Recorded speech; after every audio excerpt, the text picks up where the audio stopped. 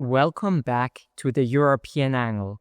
Climate change is one of the topics that will define our future.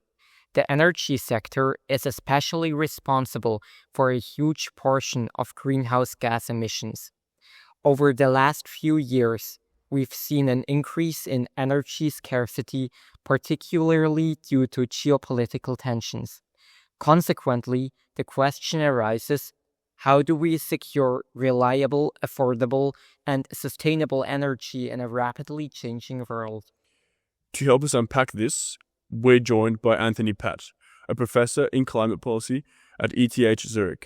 In our conversation, we explore why energy trade matters, what makes different energy sources economically and technologically unique, and why even countries with strong storage capacities, such as Switzerland, with pumped storage hydropower, still rely heavily on international energy exchange.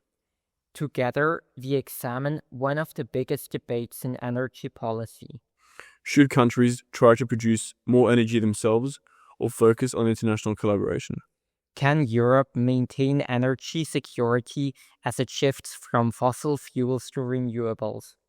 And what does this transition mean for households, industries, and geopolitical stability? Let's get into it. What is energy trade and why is it important? Energy trade. Energy. There are lots of different kinds of energy, and so energy trade encompasses trade in things like oil and natural gas, and to some extent coal. Although, and then there's trade in electricity. And of course, all of these we call it trade because it crosses an international border. And so, for example, I originally come from the United States, and I come from a state, Massachusetts, which is about the size of Switzerland, and actually is about as responsible for its own energy security as Switzerland is for its energy security. And yet nobody thinks of the energy which is imported into Massachusetts as energy trade, or they look at it very different, let's say, because it's not crossing an international border. So it's energy or an energy carrier which is crossing an international border. And of course, Switzerland, being a quite small country, has a lot of it. That generally, the smaller the country, the more it has, because just smaller countries tend to trade more than larger countries because they produce less of the things that they need every minute of the day within the country itself. How do different energy commodities such as electricity, oil, and natural gas differ in terms of storability and transport costs? Right. So that's a super important question. Oil is very easy to store, and natural gas is pretty easy to store, and electricity is rather challenging to store. And so that matters a lot, and that's one of the factors which has driven a lot of the policy discourse in Switzerland, because there's a concern that if you have to import a lot of energy, and if you need to have a strategic reserve of it, it's fairly easy to create a strategic oil reserve, and in fact, Switzerland does so because you just build big tanks. Switzerland doesn't have a strategic natural gas reserve. Other countries do. You do have to build somewhat more complicated infrastructure for that. And Switzerland's electricity storage, we actually have, relative to other countries, quite a lot of electricity storage, because we have a lot of storage associated with our hydropower dams in terms of water which is being stored, from which you could generate electricity at any moment. But expanding that storage is a major undertaking. So the energy carriers differ an awful lot in terms of how easy you can store them, in terms of how easy you can transport them. Honestly, all the energy carriers are pretty easy to transport short distances. Oil either by ship or by pipeline, natural gas by pipeline, and electricity by transmission lines or cables. They're all fairly inexpensive to transport. And even electricity, which is the most expensive to transport, for example, transmitting electricity 1,000 kilometers adds only a very small amount of cost to the final cost to consumers of that electricity. In terms of long distances, so across, from one continent to another, oil is by far the easiest to transport, and it's the the cost and the energy required to ship oil around the world is absolutely tiny. I don't know the actual figure, but way below 1% of the cost of the oil itself. It's a very easy thing to ship. And liquid hydrocarbons in general have a very high energy density relative to their weight and to their volume, so they're easy to ship. Natural gas is a little more tricky to ship. Long distances. Hydrogen, many people have thought, could we ship hydrogen from one continent to another? Could you create a lot of hydrogen in Australia or something from solar electricity and ship it around the world? Hydrogen is very, very difficult to ship. You can transmit it in pipelines, but to ship is very, very difficult. And electricity becomes really challenging to transmit at those kinds of distances, multiple thousands of kilometers. But why do we even energy trade if there is already energy storage? You mentioned hydropower and that can also store electricity. Why is it still important to trade energy? So for Switzerland, it's important to continue to trade electricity simply because we don't have enough storage capacity in our dams to get us through a whole year, and certainly not enough to get us through a year which is a rather dry year. So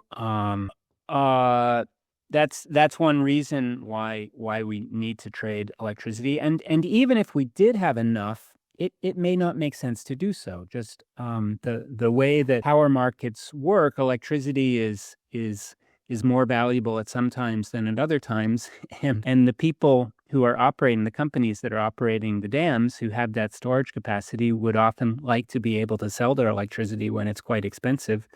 And the way our electricity markets work, they have the right to do so. And so there's not a mechanism to ensure that they store all the energy that they could be, because we value them being able to make those choices in response to market signals. So you've already mentioned one comparative advantage, but are there other comparative advantages countries can have in energy production? Well, yeah, and certainly, so in a fossil energy system, where I haven't talked about coal. Coal is also quite easy to transport. In a fossil energy system, it's really easy to, and especially fossil energy for our cars and trucks. Of course, we import all of that energy, and the oil is traded as a global commodity. So it's being shipped from a number of oil producing countries. The United States is currently the biggest, followed by Saudi Arabia, but it's traded all around the world, and it almost doesn't matter where you are. It's easy enough to access it.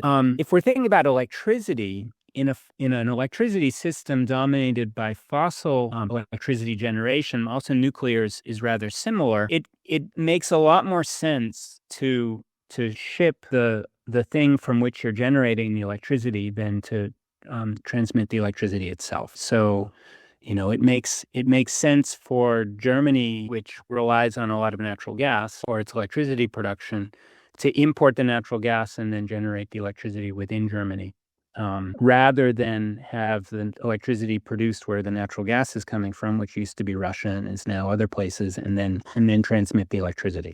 In a renewable-based system, it's very different, of course. And so because electricity is a bit more costly, is a lot harder to store and is a bit more costly to transmit. And also because electricity is so hard to store, you want to be the amount that you need to transmit is going to be varying quite a lot. So with natural gas, you can have a pipeline which is delivering a steady stream of natural gas, and then when you're not burning it all, you can store it, and then you can burn it later, and so on.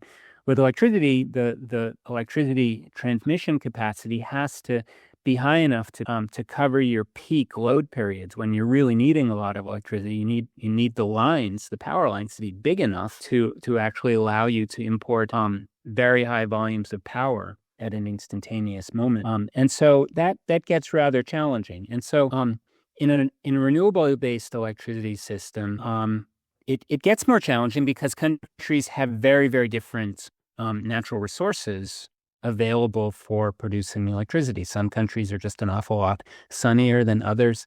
and their sunshine comes in more regular doses, is less seasonal. The further towards the equator you get, in most cases, the less seasonal the solar electricity production comes.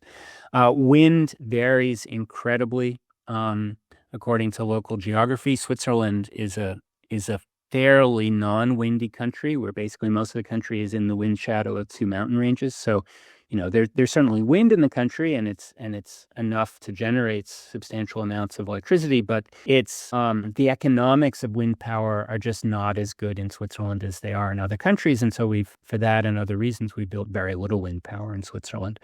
Hydropower, it's the reverse. Switzerland's a fantastic country in terms of our hydropower, because the higher your mountains are, the more energy you get out of every cubic meter of water that is falling, because it's falling longer distances and giving you more power. So Switzerland is fantastic in terms of our hydropower. So in a renewable-based system, and those are really the three main sources of renewable electricity: wind, sunshine, and hydropower. The countries are in very, very different situations. And then, of course, there are some countries, there are outlier countries. Iceland, for example. Iceland has far more very easy to access geothermal energy than they could ever use. That's a fantastic resource that they have, but there aren't many countries that are in that kind of a position, just because of the geology of the country. And what could be made to make wind energy more attractive in Switzerland? Not a lot.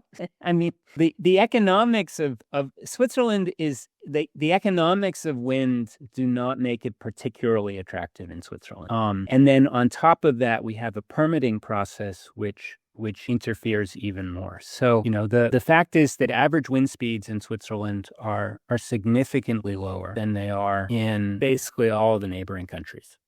There are a few places in Switzerland with high average wind speeds, most notably kind of the top of the Jura mountain range. But even then, the economics aren't that great, because you've got like a mountain peak and you can build one wind turbine there. And it's a kind of expensive place to build a wind turbine, and you only have a room for one wind turbine. Or maybe if you're going along a ridge, you can have a line of wind turbines in a row.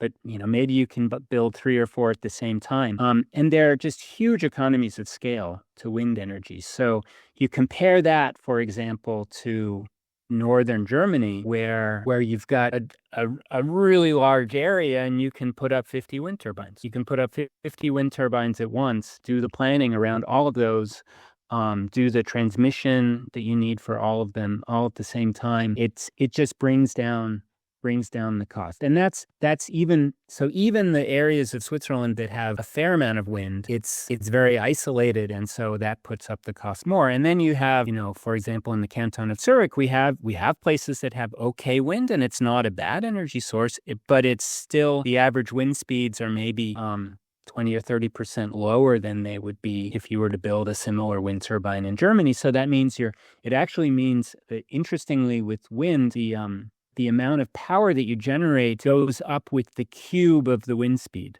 That's just the physics of wind energy. Is if you go from 5 meter per second wind to 10 meter per second wind, so if you double the wind speed, the amount of power you goes up by 2 times 2 times 2. So it goes up by a factor of 8. So, a wind turbine in the canton of Zurich, it's still a good thing. It's still economical, but it might generate half as much electricity as a similar wind turbine built in Germany. And if the cost of installing it are the same, the cost of the electricity from the wind turbine will be half as much if it's in Germany. That's really why Swiss companies have invested in that. That's the major reason why Swiss companies, a lot of Swiss power companies have invested in wind energy, but they've mainly invested in it in other countries just because the economics are so much better. And even if you take into account the cost of transmitting the electricity, let's say from northern Germany down to Switzerland, that could add, 5% to the cost of that wind power once it reaches Switzerland. But if you were to build the same wind turbine in Switzerland, it would double the cost relative to that wind turbine in Switzerland. So the economics have just been favorable to building more wind energy outside of Switzerland. You argue that energy trade is essential. What are the opportunity costs of pursuing energy autarky? Yeah, so I mean, the costs of trying to pursue energy autarky are very, very high, and there's almost no one that I know who suggests that this country should try to do so.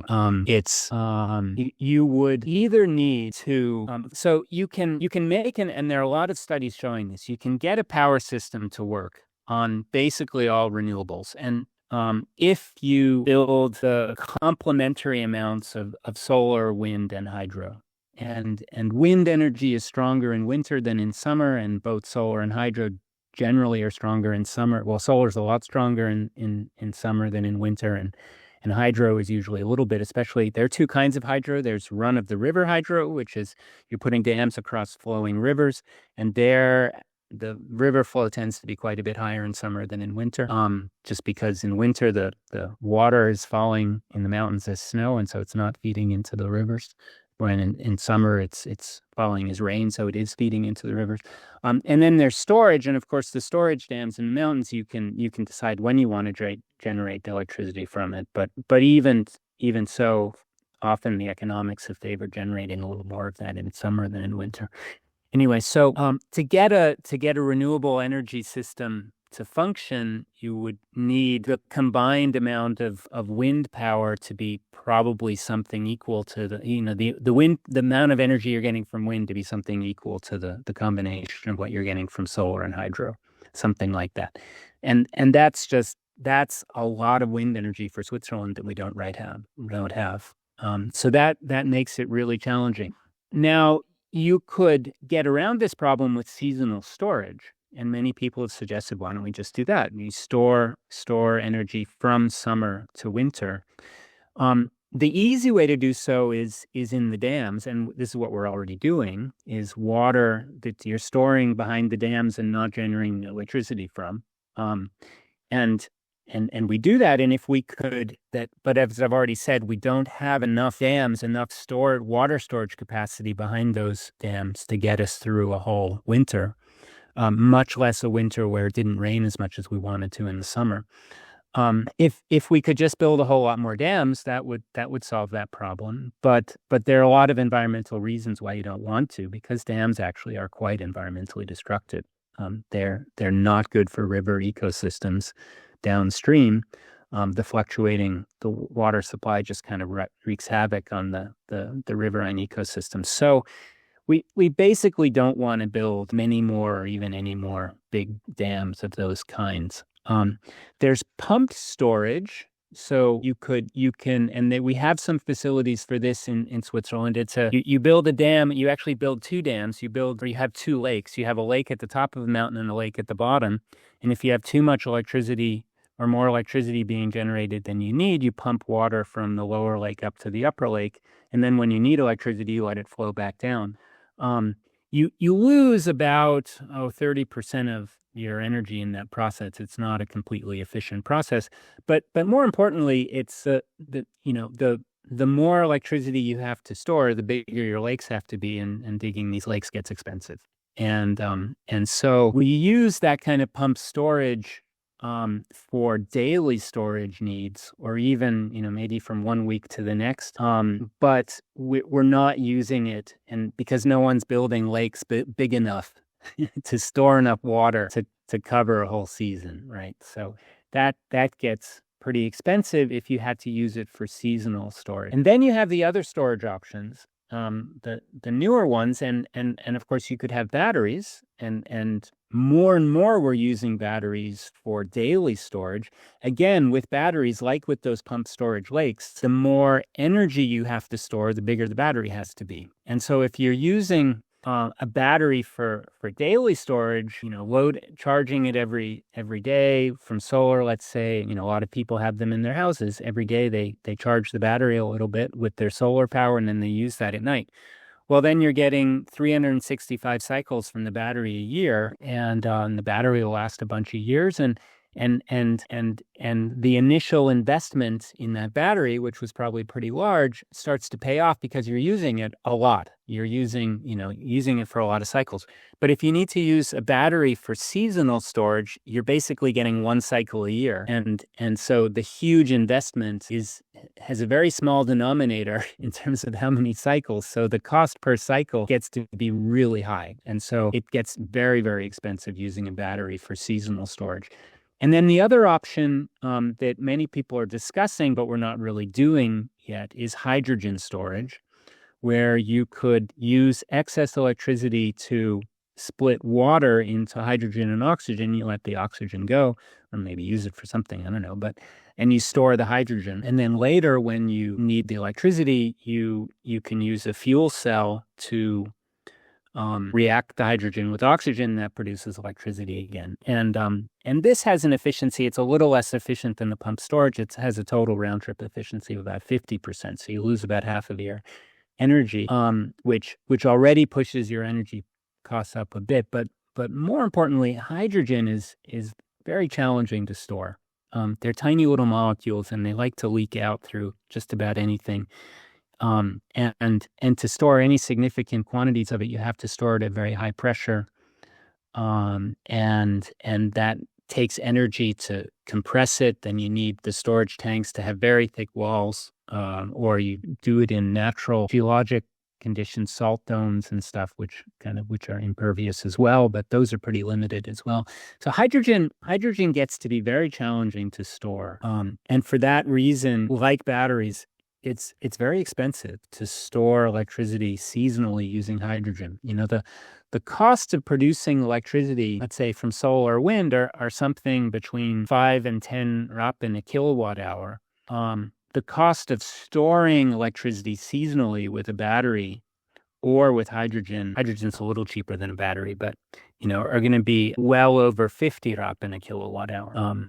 So more than 10 times, it's costing more than 10 times as much to store the electricity. It costs about 10 times as much to store the electricity as it did to generate it in the first place. So that makes it really unattractive to store a lot of electricity. So if the opportunity cost is really that high, then why is there such a big interest in having as much self-sustaining domestic energy production as possible, especially in terms of national security? Yeah, I think it's funny. I said earlier I come from Massachusetts, and Massachusetts imports over half of the electricity it uses, and some seasons of the year imports almost all of the electricity. And no one even thinks of it as an issue because there isn't this sense that Massachusetts doesn't have the same kind of identity that the country of Switzerland has. And because Massachusetts doesn't have this identity, no one stops to think, what if the people in New York don't want to give us any electricity? Because New Yorkers are just like us. Why? They're just trying to make money too. I think in Switzerland, in particular, in the more nationalistic you are, the more people often tend to distrust that the people outside of Switzerland are well motivated, and so there's a little bit of a distrust, but there's a little bit of truth to that because, of course, you need the rules in place, which ensures that if you have an agreement for electricity trade, that actually will happen. And for a long time, we haven't had those. Well, nope, actually, we have had the rules, but there's fear that in the future we could lack those rules. And so there's fear that if Switzerland were dependent on importing electricity in the winter months, and we didn't have secure rules in place, that if there were a shortfall, a European-wide shortfall in electricity, then the countries that we have an agreement to import the power from would use it domestically rather than import it for us. And so that would then lead to power outages within the country. All of which says you need firm rules to make sure this doesn't happen. Personally, I'm very confident that you can create those rules, and that as long as we're not in a state of war with our neighbors, the rules will be respected. And of course, if we're in a state of war with our neighbors, I think all other bets are off as well, because we know that they could destroy a lot of our generation infrastructure here if they wanted to.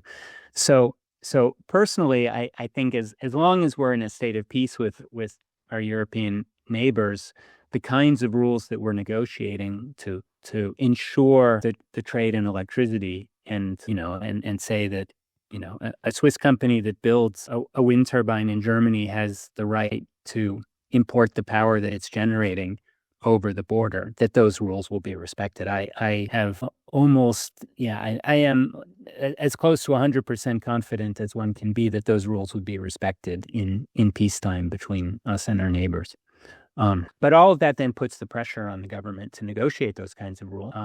And this has been something that the government's been working on for quite some time. And for a long time, or for several years, we haven't had those because of other reasons, other conditions that the European Union put on Switzerland. We had to sign a framework treaty with them covering a whole lot of different issues in order for us to be able to then negotiate a treaty with respect to electricity trade. And if more renewable energy is produced in Europe, do you think European countries won't be such as reliant on importing energy from outside Europe as they are today? Or are there just other forms of importing things when it comes to renewable energy? Yeah, that's an interesting question. So right now, Europe imports an awful lot of oil and natural gas, right? And aside from the oil which is produced in Norway, in the North Sea, nearly all of the oil is that Europe consumes. And let's not forget that oil is more oil is used. More energy is coming from oil, let's say, for the transportation sector as typically the size of the electricity sector. So as we electrify transport, our oil imports will decrease substantially. Now, will that really increase our security? Maybe a little bit. I mean, it puts us in a little less vulnerable position with respect to the major oil exporters. And there have been cases in the past where political situations have triggered oil embargoes. The last serious one was about 50 years ago, and there was a war between the Arab states and Israel, and because many European countries supported Israel in that, the Arab states stopped exporting oil to Europe, and it led to real shortages, also in the United States. And I'm just old enough to vaguely remember that there was a shortage of gasoline, and if you were driving a car, you often had to wait in a queue for an hour to fill up your car with gasoline, and no one wants to return to that. But it's exceptionally it's exceptionally rare that these things happen. Natural gas, we saw, is maybe a bigger concern. And so we reduce our consumption of natural gas first of all, by electrifying heating. So Switzerland uses relatively little natural gas for building heating, but most other European countries use an awful lot more of it. It's almost everywhere in countries like Germany and Austria.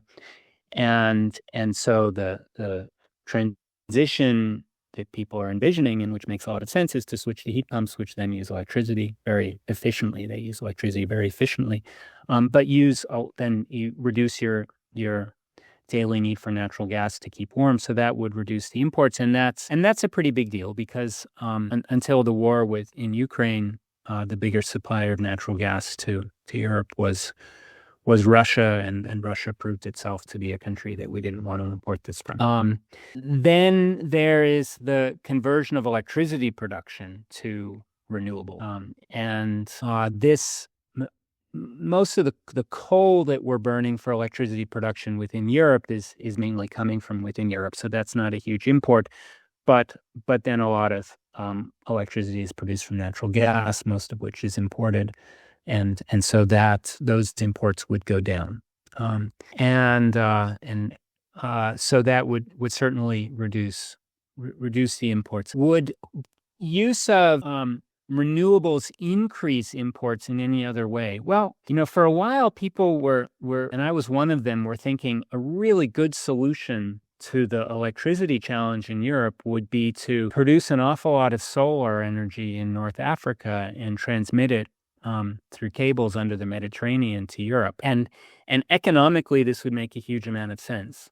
A close colleague of mine did a study of that and asking the question whether that would make Europe more vulnerable in terms of energy security to a potential to the countries which are exporting this electricity from North Africa and the Middle East, cutting off the supply. He did an analysis of kind of the market factors, which would kind of compared the cost to, if let's say Egypt were to say, we're going to flip the switch and stop exporting electricity to Switzerland. He said the likelihood of that happening, probably you have to look at how much does turning off the switch hurt Switzerland compared to how much would it hurt Egypt.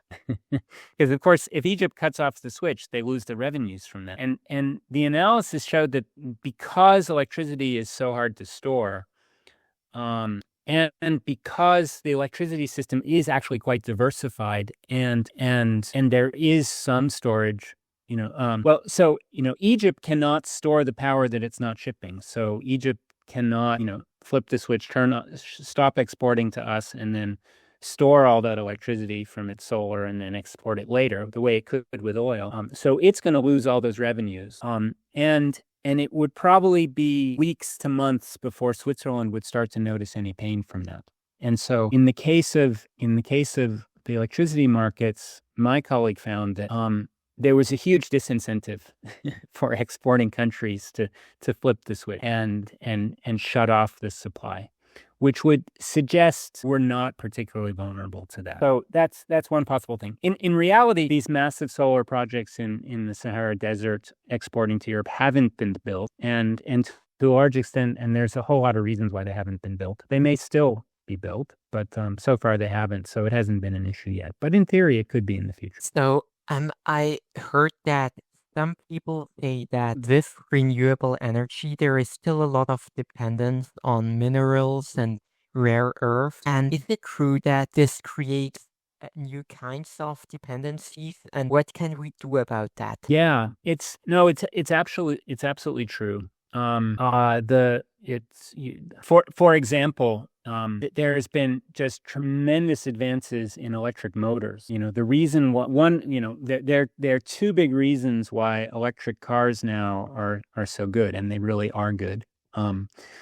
And one is because batteries have gotten a lot better, but the other reason is because electric motors have become a lot better because people have figured out how to make much better magnets in those motors, which gives them an awful lot more power. And those magnets rely on some hard to find elements, what we call the rare earths. There's a whole class of elements we call rare earths, and they're more or less rare, but that's the classification we use for them. The reality is that there's more than, so globally there's more than enough of all these elements than we're going to need. That's reality one. Reality two is China was incredibly smart starting about 20 years ago in envisioning that the whole world would be making this transition to electrification. And China has been kind of behind the scenes expanding both its own capacity within the country to mine and refine many of these elements, particularly the rare earths, and also buying the mining rights in other places where they are to be found. And so China currently just controls so much, in some cases 90% of the extraction and refining capacity for a lot of these elements. And people are concerned about this. Now, of course, it's a little different because if you're importing oil or you're importing electricity and then the exporter stops and, to punish you for some reason, pretty soon, within either days or weeks or months, you're going to be facing an energy shortfall, and then that will really hurt you economically and socially. Whereas with the energy, with the rare earths, it could affect some industries. So, for example, let's say, the European auto industry, if it's having to import these rare earths to manufacture the motors, it would, if there were an embargo of rare earths from China, Volkswagen would have to scale down or stop production of electric motors. And that would really hurt that company. Consumers wouldn't really feel it for a while, just because, most of us aren't going out and buying a new car every day. And so the effects on what we would actually notice day to day would be very, very small. Same thing with like solar panels. So China has not only the market on a lot of the materials going into the solar panels, but they also manufacture something like 90% of the solar panels. And if for whatever reason they wanted to make it hard for us to import them, it would be very hard for the people installing solar panels on buildings and so on. But our energy system, it would be a very long time before we'd even notice it. So yes, there absolutely is a dependency there, and it's something we need to address, and it's something certainly the European Union is addressing. And I think the European Union is large enough to be able to address that effectively. I think Switzerland's probably on its own too small to do so effectively, but the European Union is very much trying to increase its capacities in these, realizing how far it's fallen behind China. And yet the consequences of this dependency are, they play out different dynamically than the dependency on energy for a day-to-day basis, just because it would take a lot longer before consumers would actually notice anything. Is it possible to achieve the same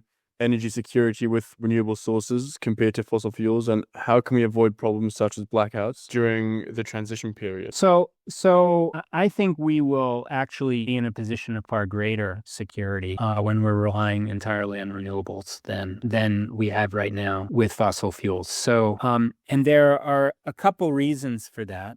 The first is that a far large, even in a small country like Europe, which is very reliant on electricity trade, we're still going to be producing a far greater share of our energy domestically in a renewable-based energy system, and by that that includes the electrification of heating and transport.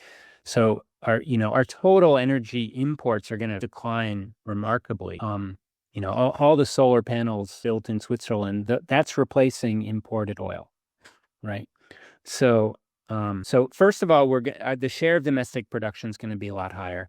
And second, the diversity of countries from which we import energy is just going to be a lot higher. And to a large extent, it's going to be importing energy from our neighbors. And at least right now and for the foreseeable future, we're in very good position with our neighbors. We're not at war with them.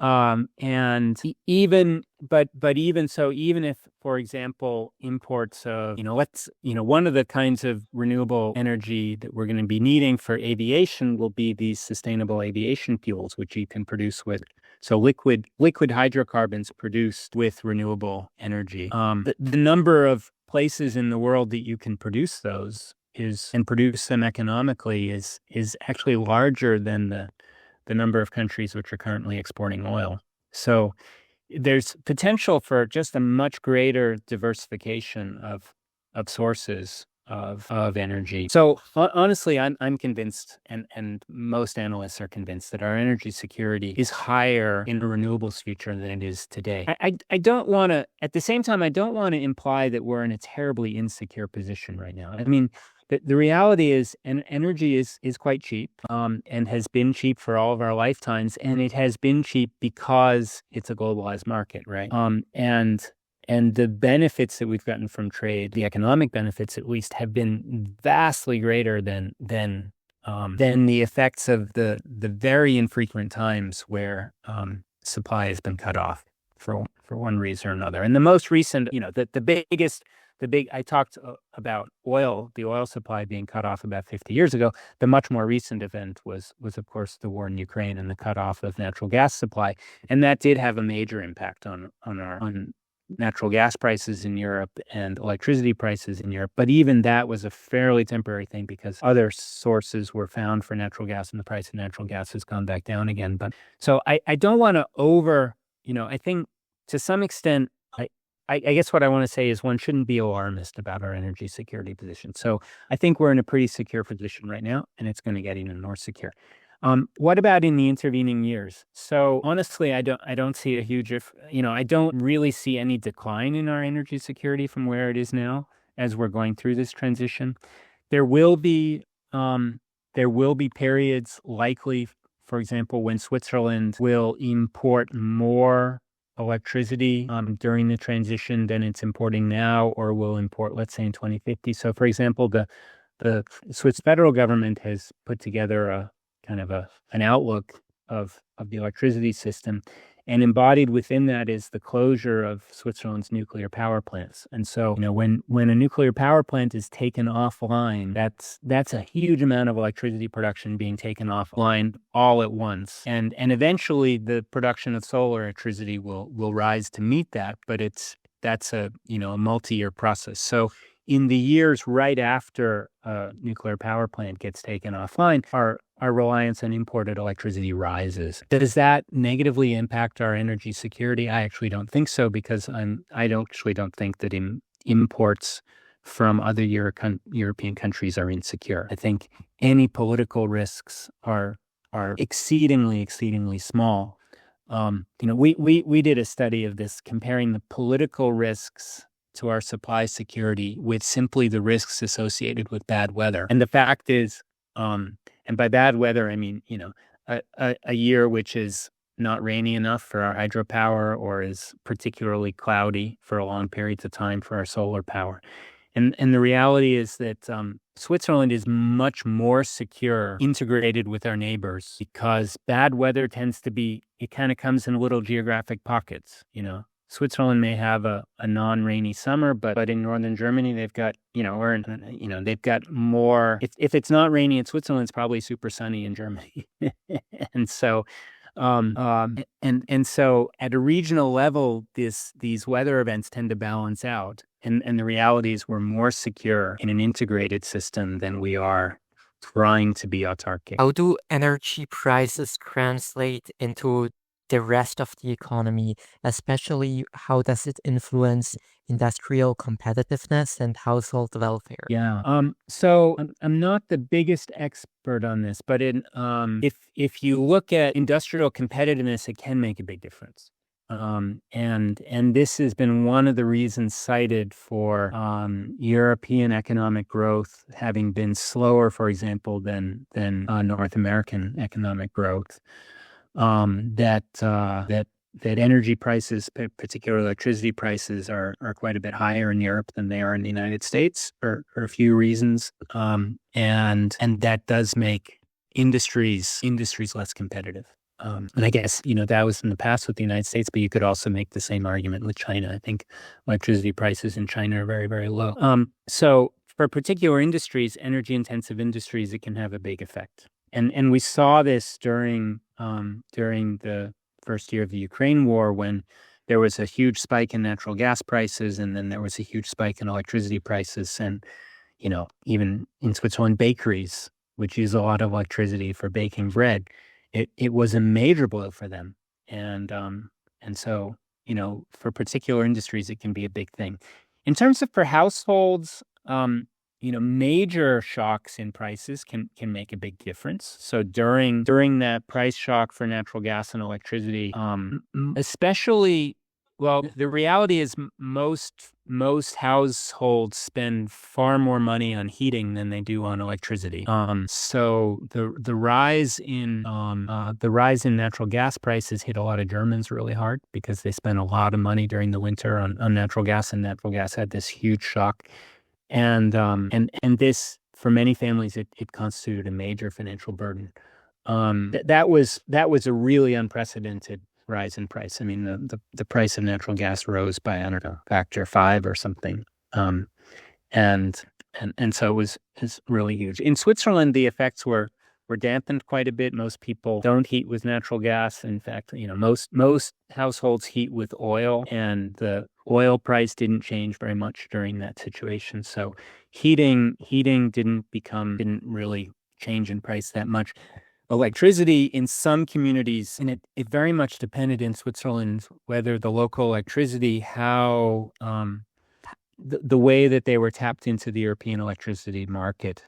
Because the way that the electricity market works, the electricity price responds very quickly to the change in natural gas prices. And so the more that electricity companies in Switzerland were reliant, the more that their costs reflected the European market price for electricity, the more they had to raise their electricity prices. So in some communities, electricity prices went up a huge amount. At the same time, the reality is that most people don't spend huge amounts on electricity. I'm not a heavy drinker. My very close colleague said, Tony, you're not a heavy drinker, but I bet you spend more on beer than you do on electricity. And I stopped and I thought, and I realized he was right. So I don't drink as much beer as I used to, but I never drank a whole lot of beer. I mean, that was, one bottle of beer a day. We don't spend a huge amount on electricity. So even if it becomes more expensive for most people, most households, it doesn't really make much of a difference in their costs. Other things make a much bigger difference. So if we go back to the crisis Germany had through this Ukraine war, do you think that was just an error on their side to be so undiversified and have such reliance on Russia? Yes, I do. I do. They kind of walked right into that one. I think there's there had been a very large belief within Germany that Russia was a reliable partner, and that engaging in these kinds of trade agreements with Russia would make Russia even a more reliable neighbor. And those beliefs turned out to be wrong. Yeah. So no, I think absolutely Germany walked into that. So, first they you compare a couple of years ago in Switzerland, you just compare how people heat their houses, for starters. I don't know the data for right now, but a couple of years ago, it was still the case that like 70% of the heating systems new heating systems being installed in Germany were still natural gas based. Whereas in Switzerland at the same time, it was like 70% were heat pumps. So, Germany just everybody heats with gas, and that's what you do. I have my brother-in-law lives in Berlin. He lives in an apartment building, and they cooked with gas, and he wanted to, when gas became expensive, he wanted to replace their gas cooker with an induction stove, and his apartment building owner wouldn't let him because they said the building didn't have sufficient electricity capacity for everybody to switch from natural gas. He had to stick with natural gas. So these things, they have some inertia in them. And Germany just over decades built up its energy system around natural gas, primarily heating, cooking, but also a very large amount of electricity production. So Germany had been incredibly reliant on coal and on nuclear, and then they've been phasing their nuclear out and not wanting to increase their coal. So they put in an awful lot of natural gas generating capacity. I mean, they also built a huge amount of solar and wind, but more than just about any other country. But they also put in a lot of natural gas generating capacity as well. So they left themselves very, very vulnerable on the assumption that natural gas would be reliable, and it turned out not to be. So does it make sense for a country to have a diverse portfolio, if I may say so, of energy sources, or should they just focus on only trying to convert or transition to energy? Well, I mean, for our climate goals, we need to stop using all fossil fuels, pure and simple. We can't be using fossil fuels in the future, and the faster we make that conversion, the better. I do think having diversity of energy sources is a very good thing. And most analysts would agree. And so what does that mean in a system where you're not burning fossil fuel? It means a number of sources of non-fossil energy, number of different sources of non-fossil energy. So if one of them, and most of those are probably going to be renewable. There may be some nuclear in there. The economics of nuclear power are not very good. It's pretty darn expensive. And that's on top of safety concerns that people have. Whether or not those safety concerns are justified, that's another issue. But the costs are still very high, so there's not really a lot of nuclear being built. So a diversified system in the future is mainly going to be diversified among different sources of renewable energy. The best diversification you can have is geographic. So you're getting your renewable electricity from a wide geographic area, so that if bad weather hits one place, it's not hitting it all at once. And then the second essential thing is diversified across the generating technologies: solar, wind, hydropower.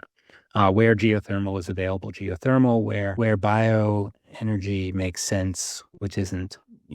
Honestly, we shouldn't be using our biomass for energy production too much, but a little bit is okay. So anyway, diversification across those different sources. And the energy models show that if you have, so we've built these computer simulations of the energy system. And so you can you can kind of test out, you can do experiments, what happens, you can stress test your system. And they show very high, complete reliability at good costs. So you don't need too much backup excess capacity that you're not using in a nicely diversified renewable energy system, which is both diversified across wind, water, and sun, and geographically distributed. Yeah. You mentioned the climate goals, and I wanted to ask you, how can Switzerland achieve its energy and climate goals for 2050? So we want to be net zero by then, but I'm personally wondering how this can be achieved because, for example, we had, I think, 2 initiatives that we could vote for in the last couple of years, and they, like the Parliament and Bundesrat, they weren't in favor of them, but what is the way that the path that we need to take to really achieve these goals? Because as far as I see, I don't see a lot of change happening right now. I think I'm more optimistic than you are. And change is happening. It's just you don't really see it. So the two really big sources of emissions in Switzerland are heating buildings, so burning primarily oil, but also some natural gas for heating our buildings, and driving our vehicles, oil for our vehicles. And those two are the biggest sources of emissions. So how do you end those? Well, you end it by phasing out all of your oil and natural gas heating. And for most buildings, the thing that makes sense is to install a heat pump. In cities, often it makes it a lot easier if you have a district heating system, which is also served by a heat pump, or in some cases, a waste incineration facility. And the reality is we're moving very fast on this. So, in the canton of Zurich, we already basically ban the new installation of a new fossil heating system. So if you're building a new building, or even if you're replacing the heating system in an old building, you basically have to put in a heat pump. And there are exceptions if it's prohibitively expensive, and we've looked at the data, and basically no one takes advantage of the exceptions because it's not prohibitively expensive. So we're doing it, and honestly, as long as we keep going, we're going to be to a completely renewable-based heating system. What about transportation? And here it's kind of a similar story. We're not as far along, right? So in the heating sector, right now about 70 to 80% of the heating systems being installed, even in the cantons where you can install fossil, 70 to 80% of the heating systems are already renewables, are already in almost every case a heat pump, but in some cases like a pellet oven or something like that, running on biomass. And we're rapidly approaching 100% on all new investment, and that's good because a heating system will last for 20 years, and so by 2050 we're still going to be using a few of those systems that were installed in 2030, and so we really want to be stopping installing new ones now. And if only a few of these systems are still around in 2050 burning fossil fuels, it will probably be an easy enough proposition to get people to stop using them. In fact, for example, that's what the city of Zurich has already said. So city of Zurich has a goal of 2040 for net zero from heating, and they already have the legal framework in place to make sure that happens, and it includes building a lot of district heating based on heat pumps, and ending natural gas delivery so people can't use it anymore, and eventually mandating that everyone stops using their oil and natural gas heaters, and a little bit of compensation for people who bought new systems just before the ban.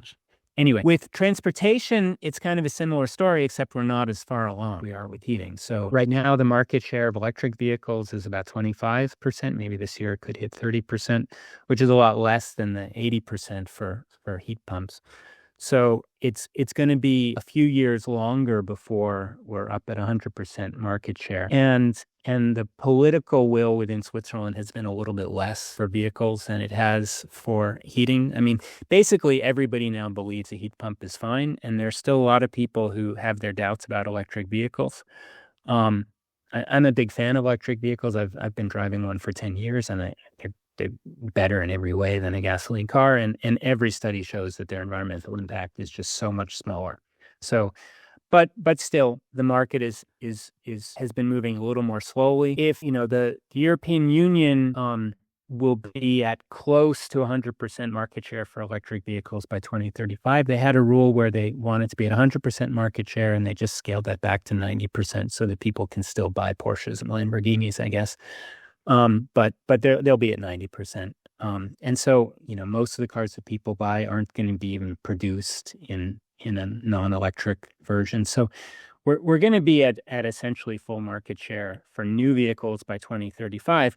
The problem is that about a third of the cars that people buy are still on the road 15 years later. So even if 2035 is that, by the time we get to 2050, it's a little bit tight. So I think it's absolutely doable, but at some point we're probably going to need some sort of an incentive for people to get their gasoline cars off the road and either stop driving a car entirely or replace them with electricity. But I think it's entirely possible. Honestly, I think it's entirely possible. And both of these transitions are ones that save people money. It's less expensive to heat with a heat pump than with oil or gas. It's less expensive to drive an electric car. If you add in all the costs, the purchase price, the energy cost, the maintenance cost, an electric car is a lot less expensive. Okay, then there's industry, and industry can be a bit more challenging. So there are some industries which use high temperature process heat, and heat pumps work in some cases, but not all.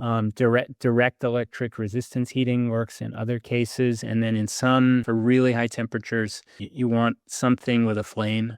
And maybe that's synthetic gas, which is produced from renewable electricity, or maybe it's hydrogen. We're not quite sure. But this is a challenge. The law which passed a couple of years ago, the Climate and Innovation Act, the same one which sets a net zero target for 2050, also says that the industries have to develop roadmaps, and they're doing this right now, developing roadmaps, how they're going to actually get to net zero by 2050. So they're undertaking the analysis, what kind of technologies they need for high temperature heat, for example, which is the biggest source. And once they figure that out, we're going to get a better picture. But it's probably going to be some combination of electrification and maybe synthetic gases. And honestly, to get that done, because Switzerland doesn't actually have a huge amount of industry, I think it's a totally doable task. One of the biggest industrial sources, I think it actually is the biggest industrial source of emissions, is cement production. And for that, you need carbon capture and storage. So you basically you do your cement production, and because cement production releases emissions not just from the energy used to heat up the limestone, and that you can get from others. You can use renewable energy for that, but also the chemical reactions taking place in the cement kiln release CO2 as part of the demineralization process to turn limestone into cement. And the only way to deal with that is to basically have the cement kiln in a closed container and then capture the CO2 which is being released and bury it underground. That's going to be a bit of a challenge because we don't know if we have storage capacity underground in Switzerland for that CO2. And if we don't, it means we have to transport it with pipelines to the places where we do know there's storage capacity, and the closest is the North Sea. Honestly, there are some analysts who predict that the cement industry will basically leave Switzerland and will move to the North Sea shore because it'll end up being cheaper to produce cement along the North Sea and ship the cement to Switzerland than it would be to ship the CO2 from the cement production, right? And we just don't know what's going to happen. So that's maybe one of the bigger challenges. And then the biggest challenge is with agriculture, and here we don't have a plan. Here we're not planning to do anything. We're basically emissions from agriculture. Well, one side is energy use, and I'm completely confident that can be completely decarbonized. I mean, whether it's electric tractors or tractors running on biofuels or so on, it's all doable. But then the other side of the emissions, the bigger source of emissions from agriculture are basically from cows. Cows are really lovely and really sweet, and they're an ecological disaster in the quantity of them that we have on the planet, because they create an awful lot of methane through their digestion, and that's a very powerful greenhouse gas. We don't have the methane emissions from the dairy industry, from the meat and dairy industry in Switzerland are declining as it is because people are gradually eating less meat and consuming less dairy. And there's no real... There are some technological fixes, and some of these are being adopted in some countries, and slowly in Switzerland as well. You can reduce methane emissions by about 30% with a pretty simple feed additive, which some people say it makes the milk taste different. Others say it doesn't. But it's a natural product. It's made from seaweed, and it somehow changes the chemistry a little bit in this cow's stomach, and they burp and fart a lot less. And it's absolutely safe for the cows. It's absolutely safe for the people eating the things from the cows. That's probably going to happen. So we'll probably reduce our methane emissions by a fair amount. But then the idea is the rest we're just going to have to compensate with negative emissions. And we can get a fair amount of that, what we need, by putting carbon capture and storage on our waste incineration plants. And since about half of the waste that we generate is biomass, then if you capture that carbon and bury it, it counts as a negative emission. So, across the board, I think we can totally do it. And it's probably in total going to save us a little money compared to the money that we spend on energy and associated stuff right now. But the agriculture could get a little bit more expensive if we're having to use negative emissions to offset it, and from the waste incineration.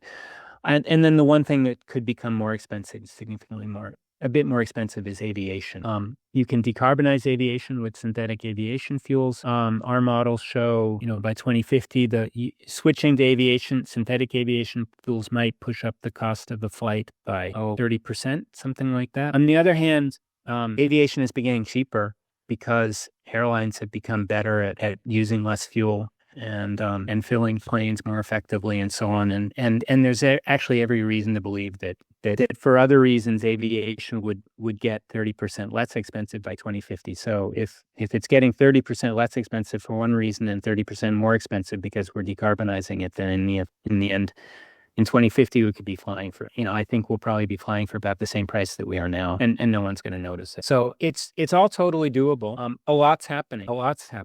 Swiss per capita emissions outside of agriculture have already fallen by 40% over the last 25 years, and no one's noticed. A lot's happening. But they've been falling to a large extent because policies have been pushing it, and so we continue to need those policies. It's not just happening on its own. It's happening because of policies, but it can happen. The pace of emissions decline has to accelerate a little bit, but that's totally doable. It's really a question. Yeah, to a large extent, it's will the Parliament, will the Bundesrat put the things in place that we need? I very much hope they do. I think, and it would be unfortunate if they don't. But of course, that's always a possibility. Long answer to a short question. If we turn to your research, which questions in energy economics or energy in general motivate you currently? We've been doing a little bit of research on a lot of the things I've been talking about.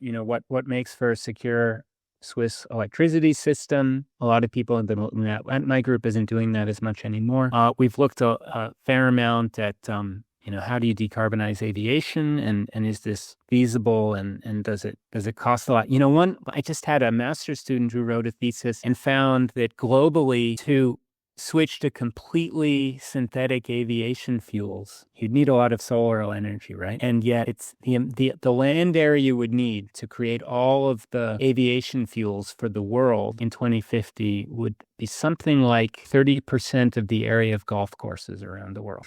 So it's a lot of land, but it's not crazy. And it's like 1% of the land that we're going to need for solar for everything else. So these things have kind of gotten me. One of the things I'm really interested in right now, I'm very much interested in this question: are we going to notice any of this? And my hypothesis is that we're not. That our lives, we are not going to notice any changes in our lives from decarbonizing. And of course, that's a pretty strong statement, because there are a lot of people who think we're going to notice an awful lot, either because energy is going to become a lot more expensive, or a lot of people say we can only do this if we change our lifestyles. in major ways. Stop driving cars and ride bicycles or ride the train instead. That we need to make major change in our lifestyles. We need to live in smaller apartments that require less heat and all of that. My hypothesis is that's wrong. That we're not going to notice anything. And so we're starting a study. One of the things we're doing is we're gathering data, looking at different, how different countries, how much they've reduced their emissions. I said Switzerland, we've reduced our per capita emissions by that 40%. Denmark, for example, has reduced its per capita emissions by 70% in the last 20 years. And other countries haven't reduced their per capita emissions at all. And what we want to do is compare these countries and figure out what have been the things that have actually led them to reduce their emissions. And my hypothesis is that it's going to be almost entirely technological substitution, changing how you're generating the electricity, but not changing what you're using the electricity for. Changing from cars that burn gasoline to cars that run on electricity, but actually not really changing how you drive, right? And so we're going to be starting to gather the data on this to figure out, do we see any changes in lifestyles associated in those countries that have decarbonized more rapidly? And my hypothesis is that we're not going to see it. And then the next step is going to be looking into the future and trying to figure out and maybe doing experiments with people where we give them different ways in the future that they can get their emissions down to net zero. And sort of based on what we know right now, what the costs of those different ways are. So for example, if you drive a car, switching to driving an electric car, which is charged entirely from renewable energy, versus switching and stopping to drive a car and riding the train instead. And again, my suspicion is that when people actually have to think about this, they'll choose the options that affect their lives less, except for those people who really want to feel very deeply that they don't want to be driving a car, and there will be some of those, but that for most people they'll choose the option that affects their life less, and that the sum of all those options is more than enough to get to net zero, and that's probably what we're going to see. This is one thing I'm working on right now, because I think it affects also the political discourse on this a lot. Is this something that's just going to happen? We got to do it. It's a pain politically, but we're going to do it. It's going to save the planet. No one's going to notice. Or is this something that we're really going to have to make a lot of changes in our lifestyles to make happen? So you speak about us potentially not even noticing this change. Yeah. There still seems to be some social friction. Do you think that is absolutely that is pushed by the oil and gas industry? Excuse me. Yeah, I think to a large extent. I mean, there will be industries, of course. For a given industry, so will we notice it in our lives? So I think for most people, no. But of course, there will be industries, and this is what often determines the politics of these things. So, the manufacturers of sports cars in Europe pushed hard to get the rule on, the emission standard for 2035 down from 100% reduction to a 90% reduction, so they could still sell gasoline-powered sports cars, because I think they realized they can't compete with electric cars against China, at least in the sports car category. So, these companies care. Absolutely, and they'll notice. The fossil fuel the companies selling this fossil fuels will absolutely notice. Yeah, no, that's absolutely right. So yeah, certainly it's going to change the industrial structure. But I think for most people, my sense is in terms of their consumption patterns, that those are just not going to change. So as the last question, I wanted to ask, what is the role of energy and energy trade, especially fossil fuels, in conflict? So of course, we saw that with Ukraine, but also now with the US and Venezuela. And obviously, energy is involved. And do you think energy is one of the main drivers of the rise in conflict we've seen in the last couple of years? First, I'm in no way an expert on this. Second, with the exception of what Trump just did in Venezuela, I don't think energy is the main driver of conflict. I think it's the rise of it's the breakdown of international rules and a whole lot of other stuff associated with the rise of right-wing populist and autocratic leaders around the world. And I think that's the major drive. drive of this.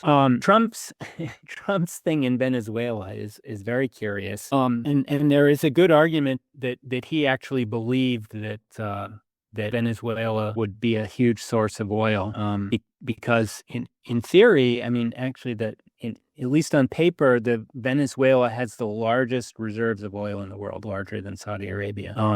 In practice, it's quite hard to get out of the ground. And the cost of producing oil in Venezuela, I think I read, are something like $80 a barrel, which is higher than the current global market price for oil. So the global, I think in Saudi Arabia, it's under $10 a barrel to get oil out of the ground. And in the US, I think it's $60 a barrel. Canada, it's like 65, something like that. I don't know what Norway's costs are. They're probably something around that as well. Anyway, so the global oil price is sort of set by the cost of the marginal producer to get it out of the ground. And if it costs more to get oil out of the ground in Venezuela than the market price, no one's going to want to do it. And in fact, Trump, I think, earlier this week or last week had a meeting with executives from major oil companies, and they all sort of said, we don't actually want to invest in oil production in Venezuela because it's not worth it economically. And also it's just very insecure because we don't know what's going to happen with the country. So, that's a bit of a crazy situation and sort of points to the delusions that Donald Trump suffers from. But of course, I think that was very much oil driven. In the past, I think a lot of U.S. foreign policy in the Middle East was driven by oil and the desire to keep access to oil from the Middle East open. Whether that's the case in the future, I don't know. I'm not enough of an expert. Yes, thank you very much. This was a great conversation.